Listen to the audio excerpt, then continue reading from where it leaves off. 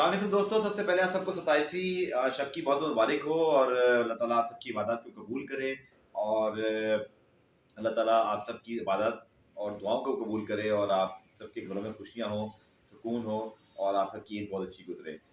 जनाब मैच से बात करते हैं। Memorable memorable inning of Iftikhar Ahmed Anwar Ali के बाद आई थिंक जो T20 में मैंने एक कहता है जीता हुआ मैच टीम से छीनने वाली जो इनिंग बन जाती है। और क्या कमाल का खेल गया, 3 गेंदों में 5 रन और बस हाय हाय वो मिसबा वाला स्कूप भी याद आ गया।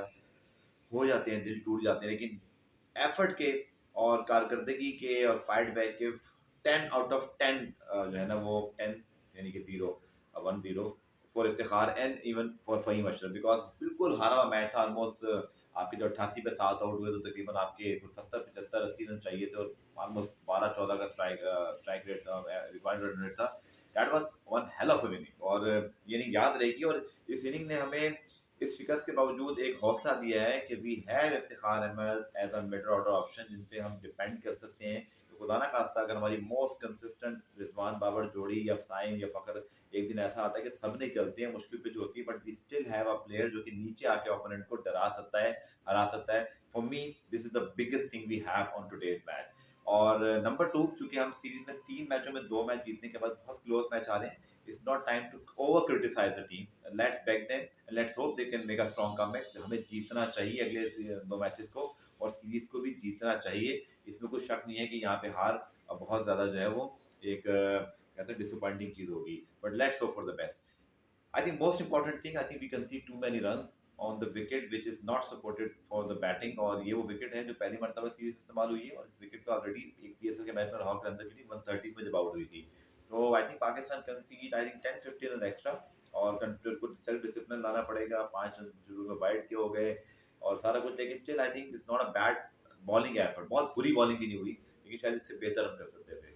बैटिंग में ऑब्वियसली आपको एक ऐसी पिच पे कभी कभी ऐसा होता है कि एक रिजवान का अगर आप देखें या बाबर का शॉट और हाथों में चले जाएं तो मुश्किल पिच थी और वो नहीं उस तरह खेल सके। और ये मशीन नहीं है यार, हर मैच में रन नहीं करेंगे रिजवान बाबर, उनका भी फेलियर आएगा। कभी विराट कोहली भी नहीं चलते, ब्रायन लारा भी होते ऐसे होते थे, Rohit Sharma, Virat Kohli, everyone you know, एक ऑफ डे आता है।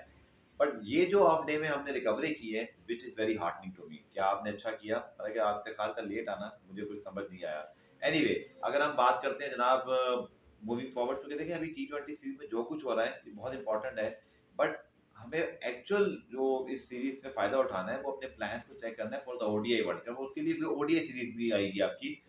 Iftikhar Ahmed is not in the ODI squad. That is very, very, surprising for me. I think he should be in the ODI squad because of 3 reasons.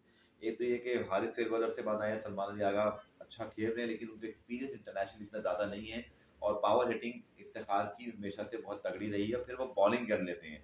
Number 2, उनका international experience के साथ साथ उनका season domestic performer होने का element भी उनको इस रेस में आगे लाता है। For me Iftikhar Ahmed should be brought in the Pakistan ODI squad और उनको हमें 5 वनडे खिलाकर वर्ल्ड कप के लिए तैयार करना चाहिए। I will be very surprise और मैं सर पकड़ के बैठूंगा कि पाकिस्तान जब वर्ल्ड कप में इस सिचुएशन में आएगा जहां आज आपकी मिड ऑर्डर गिर गई थी, तो सोचे इफ्तिखार की जगह कोई भी नंबर 8 होता तो क्या कर सकता था ऐसे कुछ, तो भाई फिर उनको आप लेकर जाएं।